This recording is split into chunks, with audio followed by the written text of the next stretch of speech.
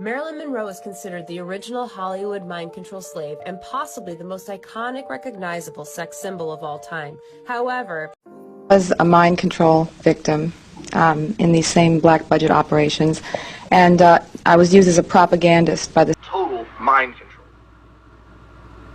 MKUltra mind control rules in Hollywood. But what are... There are many different physical versions of Kanye. Just like there were 3 doubles of Saddam Hussein running around the country, so you would her what you'd really like to say to her. I hate you. I hate you. How could you do those things to me? They basically start with severe torture. Have any clothes and was turned loose in the woods and then literally hunted by men with guns. And please, I don't have any time for any gossip now. Eh? Yes. Look at you. Do something with it. It's just money coming to me easily. Money coming in and needing me. Money coming in repeatedly. Money coming, it's just money coming. It's just money coming to me frequently.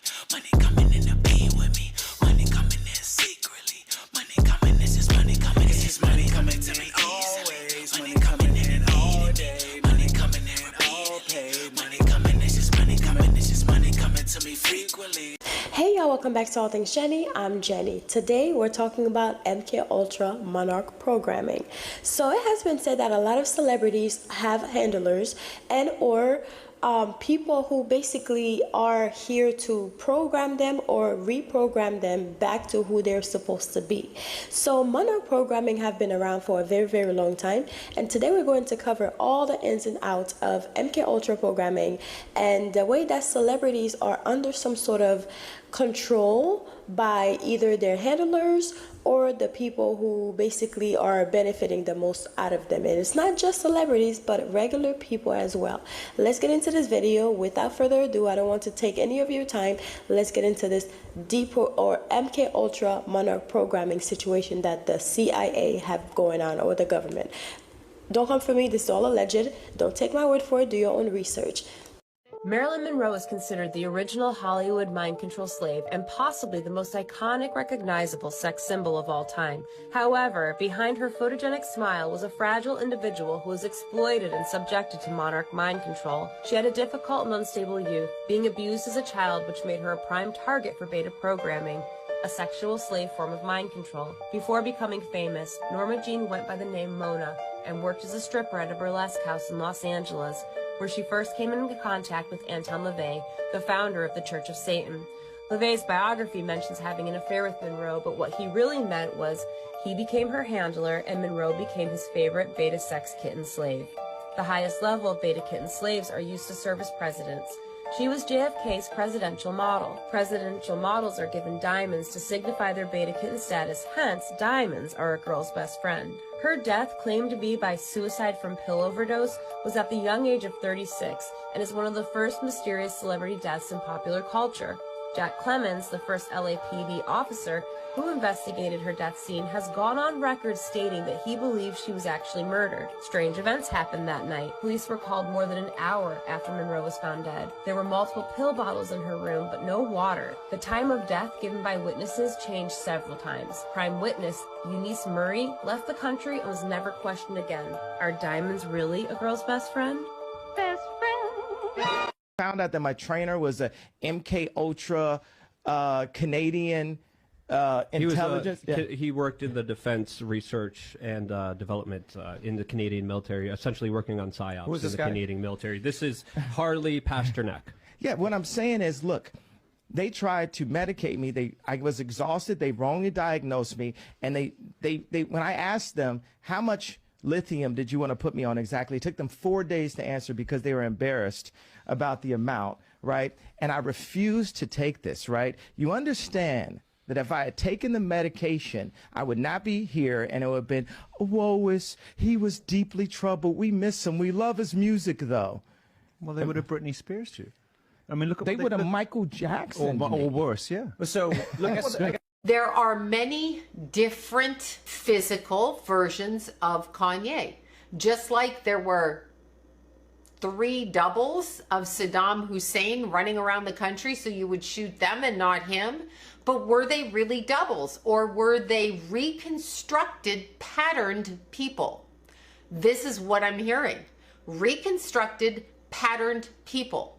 So when you look at Kanye here and you look at Kanye here, these are different Kanyes. The other thing I'm seeing is the level of electricity that goes through his brain.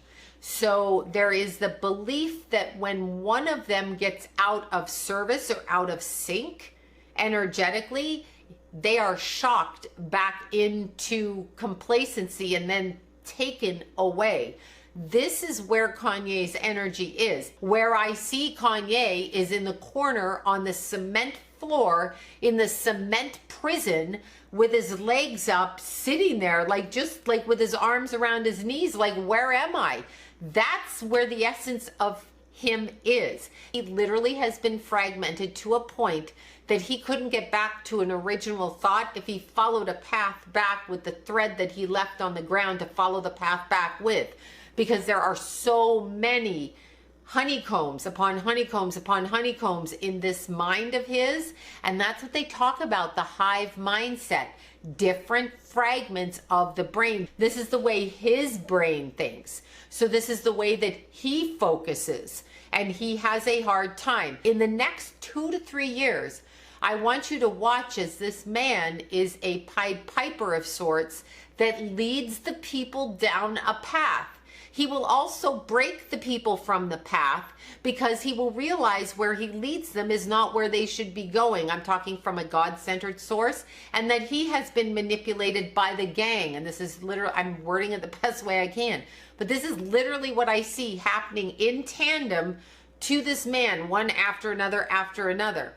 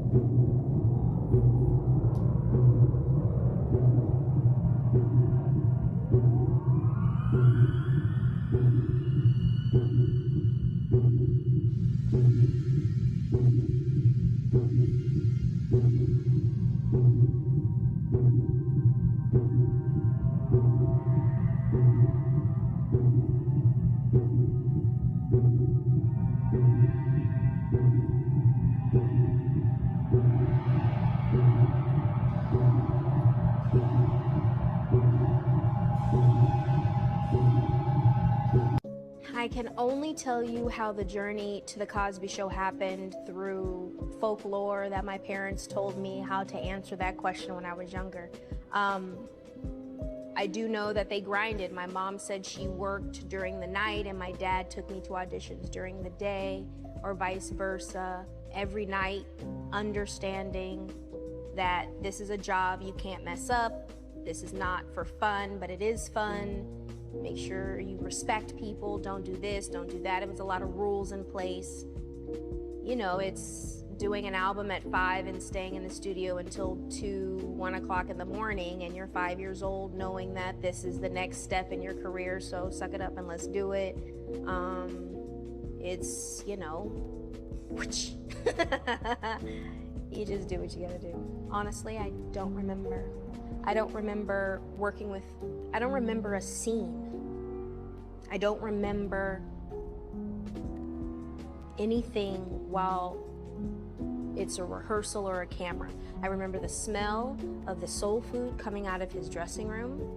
I remember this, okay, so when we opened the show in front of a live studio audience, you had to walk up these stairs and we came down that classic staircase. I remember standing up there and playing with the wood before I went down. I do not remember as soon as the camera starts. Something clicks off and I do what I'm trained to do. Yeah, when I turned 18, I knew something was going on, so I started going to therapy, and it's dissociation. I just black out. I turn into who I'm supposed to be when the camera's on, and then I come back to when normal life resumes. Again, it's bottled up. I mean, I still have a great relationship with Malcolm Jamal Warner, and I don't even know why. I just know that I adore him. I can't really tell you the genesis of it, but I'm sure he helped me when I needed it, and everyone vice versa.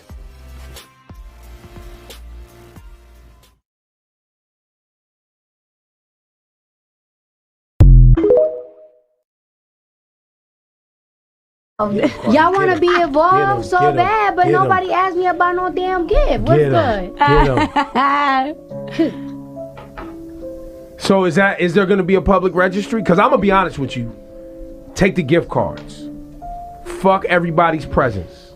Take the gift cards, take the gift cards, take the gift cards. Yeah, because they shaky. I don't know what's wrong with me. No, but it's good. No, it's good. It's good. It's good. You gonna be good. It's a good feeling.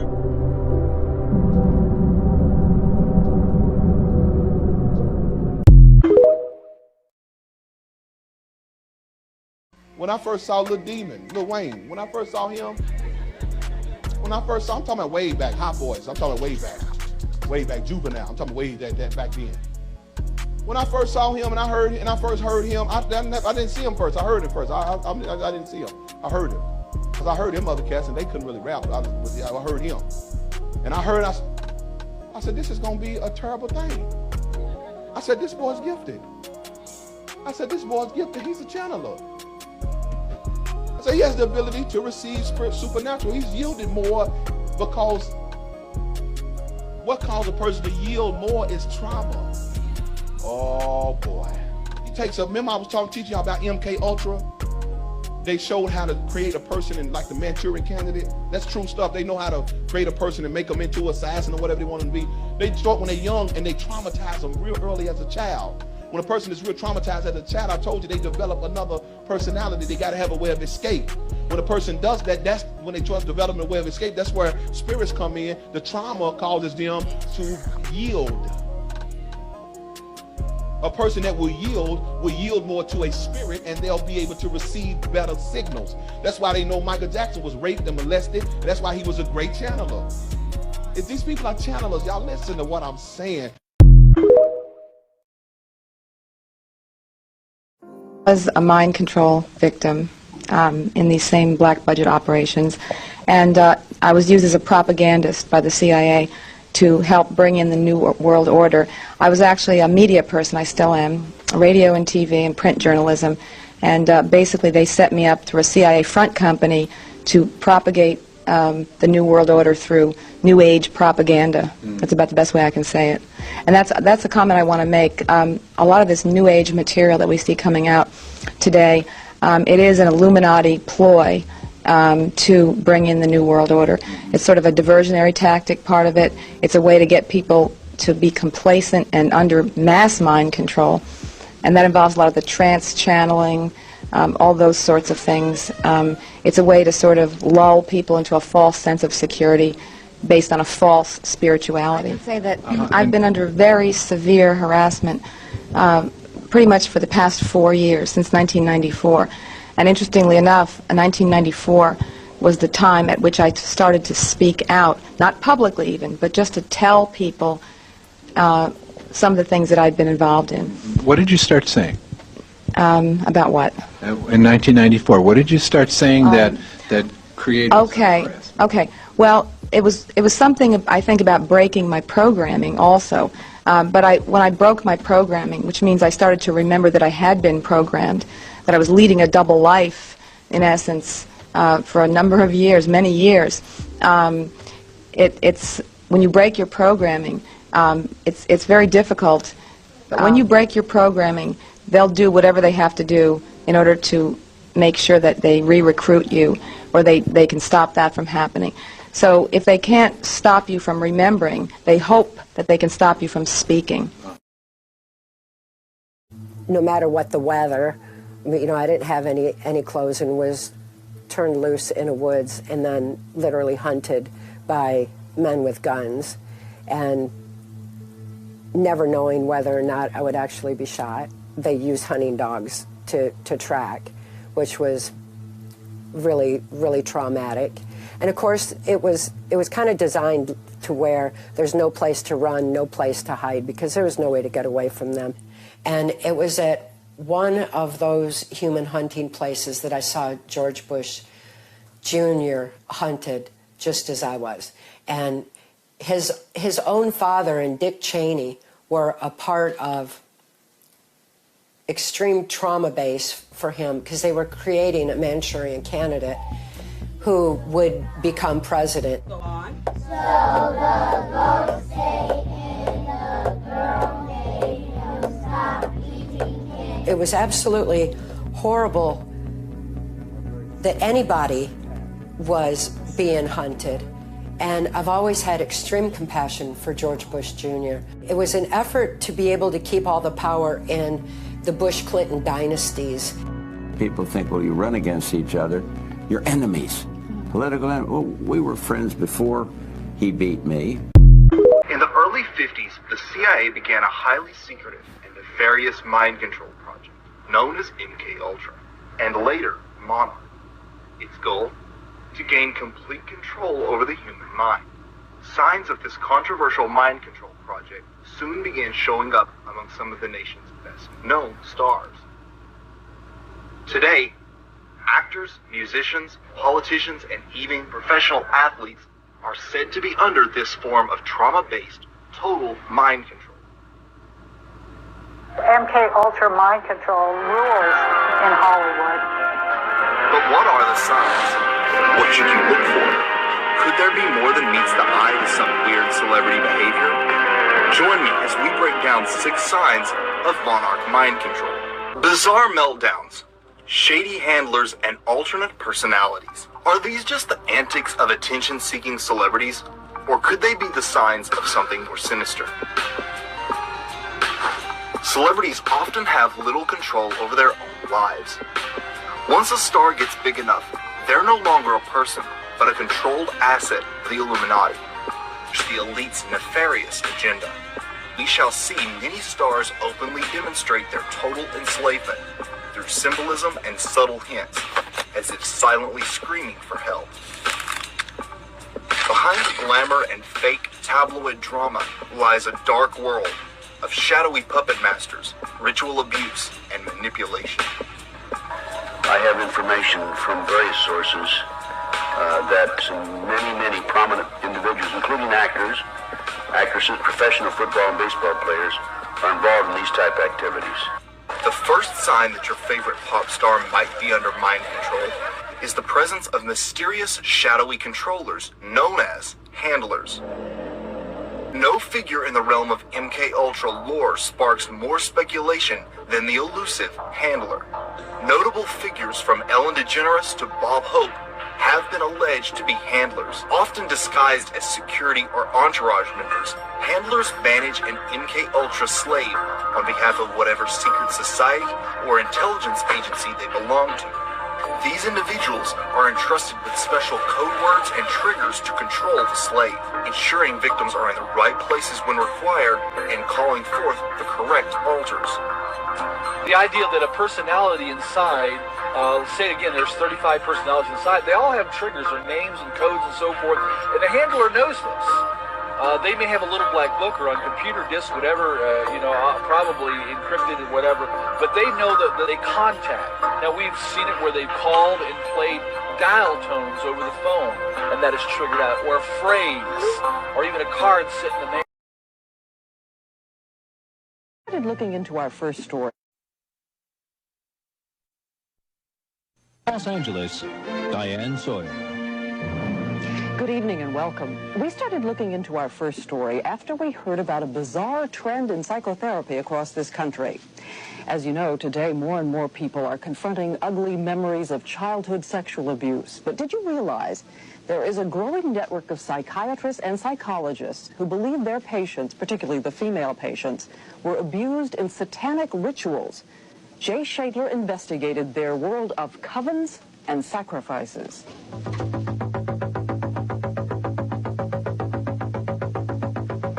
Let your mind go deeper and deeper and deeper. In cadence, slow and reassuring, a therapist leads his patient into her past. Deeper and deeper and deeper. During 2 days of therapy, Vanessa, the name she's asked us to use, will drift through dozens of emotions and personalities. Oh, God.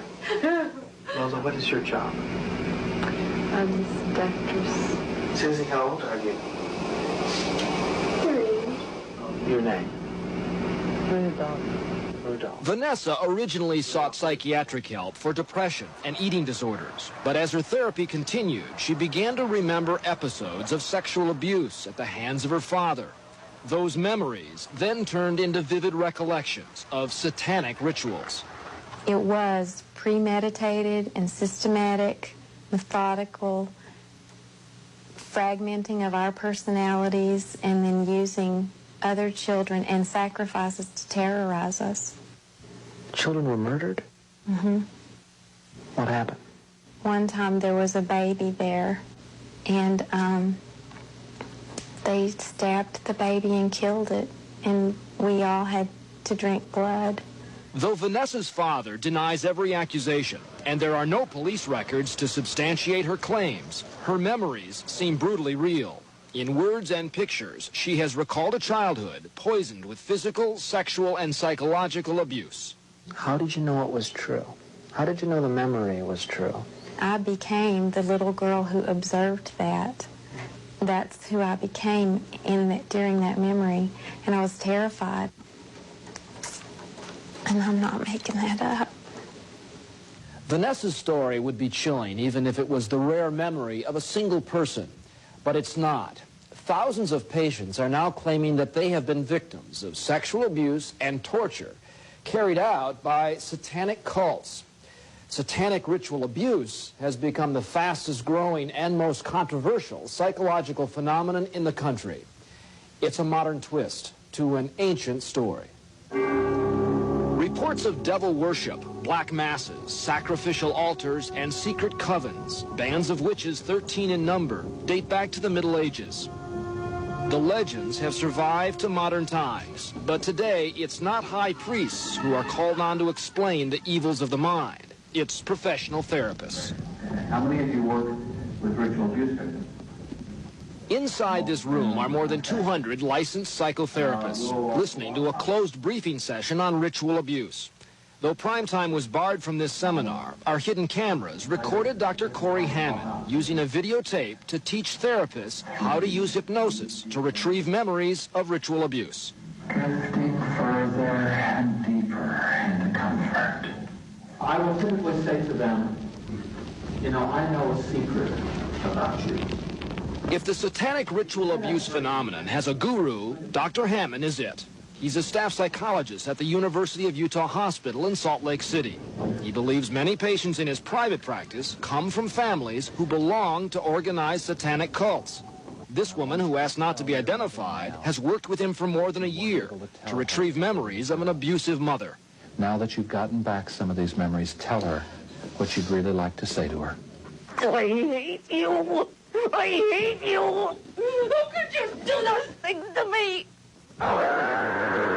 They basically start with severe torture of a very young child, usually in the range of 2 to 3 years old. The strategy is to make them highly dissociative and divide the mind so that they purposefully create multiple personalities. By abusing the child splits into several personalities. Yes. How widespread are we talking? At least tens of thousands of victims, probably hundreds of thousands. Remember the memory. Remember the memory of what they did with it. You know what's coming up. Coming up is Christmas. Gotta get ready for Satan. No, I don't want. They will create a part who may be there to do sacrifices, to kill other people, to do child sacrifices. When you use the word they, who are you talking about? Well, I wish we knew who they were. We're going back to the concept that we're not responsible for our own thoughts and feelings and behaviors, but we are possessed. After nearly 20 years in private psychiatric practice, Dr. George Ganaway says he has yet to see a single patient whose report of ritual abuse is true. What's happening, he says, is ritual abuse therapy is turning into a cottage industry for his profession. Insurance claims for psychiatric treatment linked to the diagnosis have jumped as much as 50% in just the last year. I'm doing a number of reviews for insurance companies on patients who have been institutionalized for months, for years, in and out, where they're dealing with these satanic ritual abuse experiences. So it's big business for the therapeutic community. Well, it's big business, but I think some therapists feel like that they're on some type of a crusade. How many therapists have you told about all this? How many therapists have you been training? I suppose there have been over 1,000 therapists that I've said something to in conferences. They'll begin sexually abusing them right off the bat. They'll begin to do things like have them drink blood. Have you ever seen a sacrifice? No. No bones scattered around an altar? No, I haven't been present at any of the ceremonies. And yet if you go out to these seminars and you speak as if these things have actually happened. We as therapists shouldn't be responsible for providing evidence. While there have been a few isolated examples of ritualistic murders and occult-related crimes, the fact is no hard evidence of large-scale satanic cults has ever existed. A 7-year study by the FBI was unable to identify even one documented satanic murder, and little or no evidence of organized satanic conspiracies. If this is as real and as widespread as you believe it to be, where's the proof? Where are the bones? Where are the graves? Basically, we're not going to find many, I don't believe, because the things that therapists hear all over this country are that morticians are involved in many cases, physicians who can sign phony death certificates. Despite such bizarre explanations and lack of evidence, ritual abuse workshops are flourishing. In these sessions, therapists can sometimes produce memories, even in the most reluctant patients. I don't have that many memories. I'm new at this diagnosis. And actual accounts of child abuse are often ignored amid the more dramatic and shocking stories of satanic rituals. They even used the knife and made us stick it in a person. Even more troubling, many patients who claim to be victims of satanic ritual abuse have suffered some serious childhood trauma, making them especially vulnerable now to hypnosis and fantasy. These folks are like sponges, and in an altered state of consciousness, they can absorb information from books and from movies, from magazines. Or from a therapist's mouth. Sometimes from a therapist's mouth. Has anyone inside been to a cult meeting in the last month? Remember Vanessa? Critics say it is in this kind of therapy where the idea of Satanism is planted. Listen. I counted 12 people who answered the door. There may be more, maybe 13. 13 was very covered. Right. Okay. Oh, there wasn't another name coming. What was that?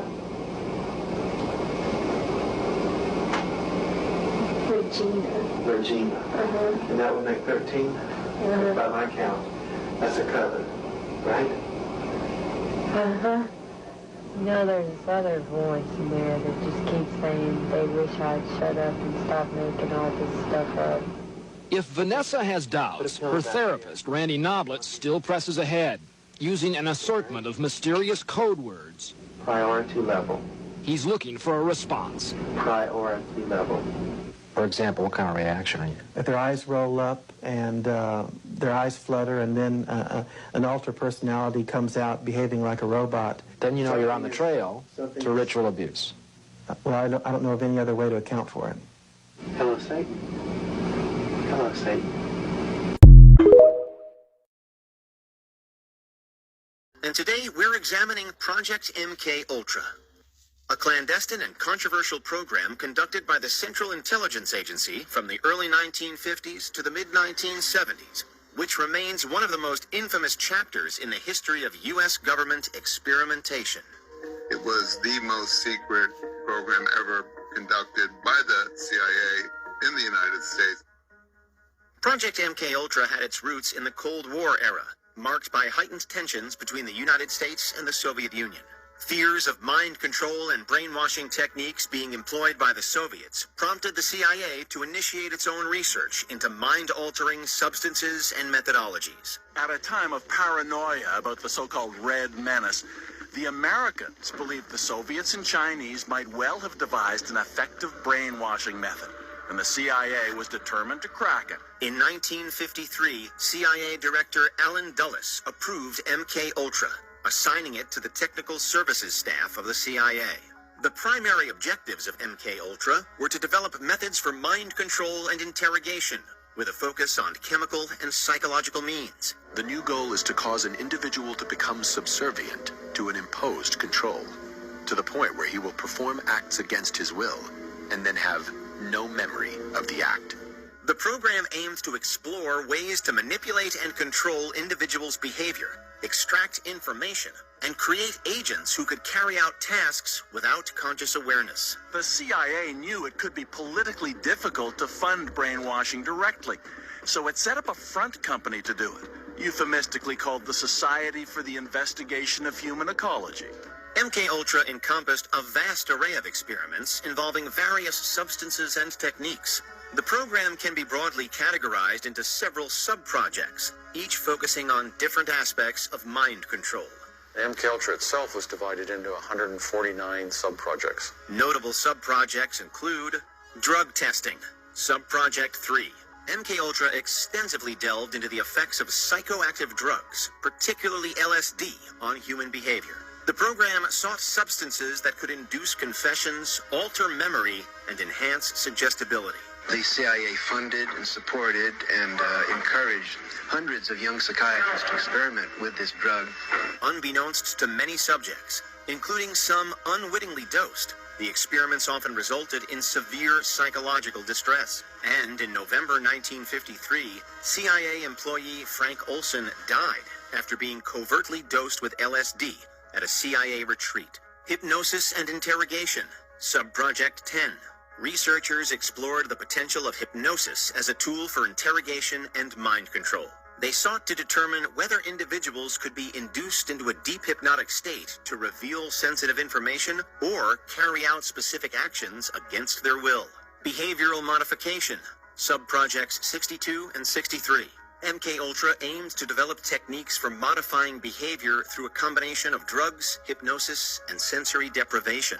The program sought to create a Manchurian candidate, an individual who could be programmatically controlled to carry out tasks or missions. In terms of the Manchurian candidate, the idea is to use hypnosis, drugs, fear, terror to split off part of the mind. And then you can get control of that part of the mind separately, and that part of the mind can carry out missions. Electroconvulsive therapy, ECT, Sub-Project 65.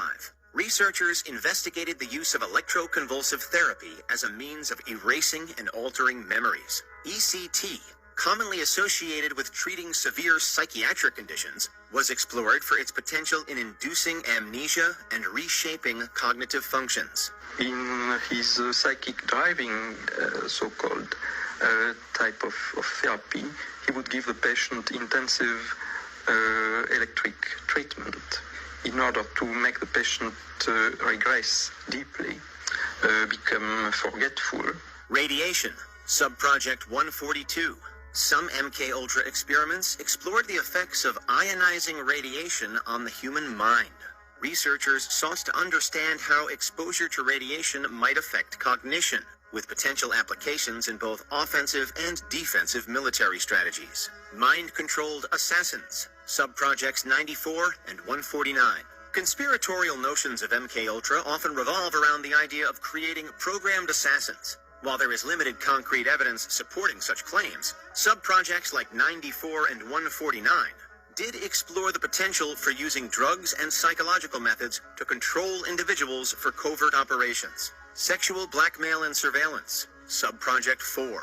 MKUltra also delved into compromising methods such as sexual blackmail to manipulate and control individuals. The program explored the potential of using covertly recorded sexual activities for leverage and coercion. And it says in the documents, the purpose of this is to study the effects of an unwitting dose of LSD under conditions that mimic a field interrogation. The ethical dimensions of MKUltra have long been a subject of controversy and condemnation. One of the most glaring ethical violations was the lack of informed consent for many of the experiments. A decision was made at the highest levels of the CIA to do testing on unwitting Americans. As one CIA document says, such testing would be operationally realistic. Subjects were often unaware that they were participating in mind control experiments, leading to severe psychological and physical consequences for some. The use of unwitting civilians, including psychiatric patients, prisoners, and military personnel, as subjects in MKUltra experiments raised serious ethical questions. The line between legitimate national security research and human rights abuses became blurred as the program sought to push the boundaries of scientific knowledge without adequate regard for the well-being of the participants.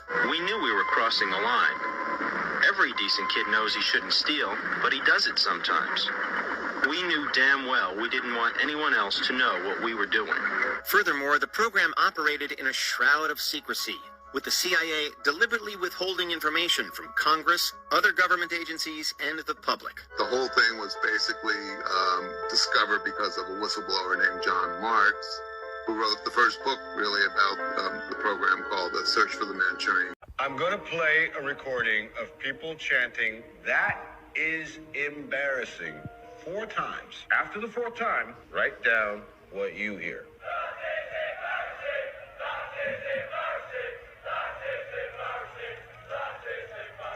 Interesting. Almost everyone here heard "that is embarrassing." Listen again and watch the screen.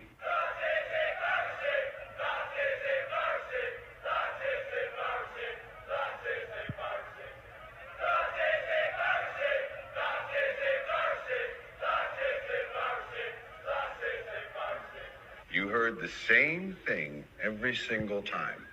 Our eyes and ears take in electrical signals which our brains interpret based on our expectations. We don't see reality.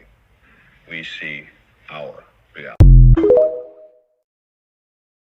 More information now about what a bald Britney Spears was doing and saying inside a Sherman Oaks tattoo shop. Leslie Miller joins us again now with the new information. Leslie?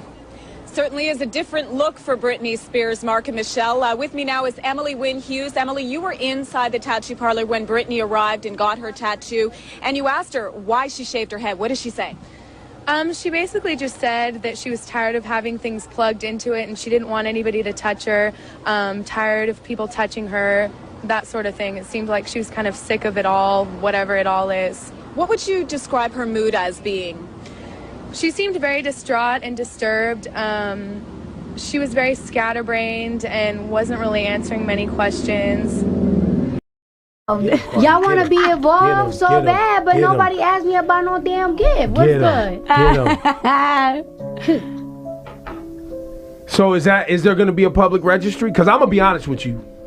Take the gift cards. Fuck everybody's presents. Take the gift cards, take the gift cards, take the gift cards. Yeah, because they shaky. I don't know what's wrong with me. No, but it's good. No, it's good. It's good. It's good. You gonna be good. It's a question.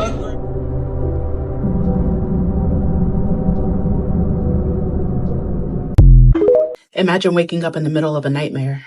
The walls are breathing. Your hands don't feel like yours. And the man standing in front of you looks like a demon. You don't know what's real. You don't know what's happening. And neither does anyone else. Because the military just dosed you with LSD without your consent, without your knowledge. And now you're their experiment. This actually happened. During the Cold War, the U.S. military got obsessed with mind control. They wanted to know if they could turn soldiers into superweapons. Could they break enemies with drugs? Could they reprogram minds like puppets? They picked a group of unsuspecting soldiers, men who trusted their government, and turned them into lab rats. They were given LSD without warning. Some were dosed repeatedly, leaving them to hallucinate for days. and some had no idea they had been drugged until decades later. And these were not controlled lab experiments. Many of these men were tested in the field while they were holding loaded weapons. One ran into traffic convinced he was immortal. Another tried to choke his commanding officer because he thought he was a monster. And some were permanently brain damaged. Others, they never made it back to reality. And the government, they didn't stop until they got caught. When the truth started leaking, they brushed it off. Oops, mistakes were made. No, this wasn't a mistake. This was a crime. Because here's the most disgusting part. They let some of these soldiers spend their entire lives thinking that something was wrong with them, that they had gone crazy on their own. They lost their careers, their families, their minds, and the government let them believe that it was their fault. And when it was all over, no accountability, no justice, no apology that could ever undo what was done. Because in America, support the troops only applies when they're useful. When they're broken, discarded, or used as test subjects, they get swept under the rug. And if you think the government wouldn't pull something like this again, then you haven't been paying attention.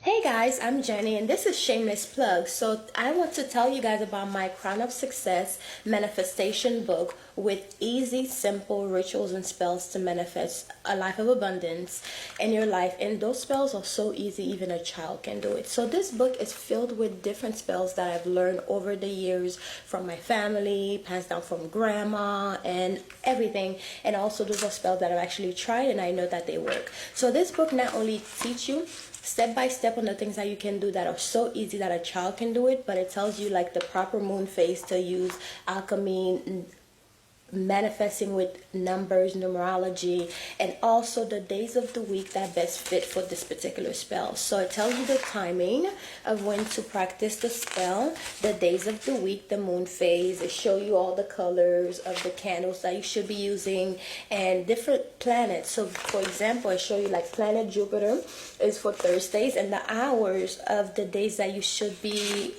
doing the spell. So this is an easy road opener spell. So I know a lot of people like to do like different spell work, but if your roads are blocked, of course your spells are not going to work. So it's good to unblock yourself first and then start using the spell, especially with the new years and the new days to come.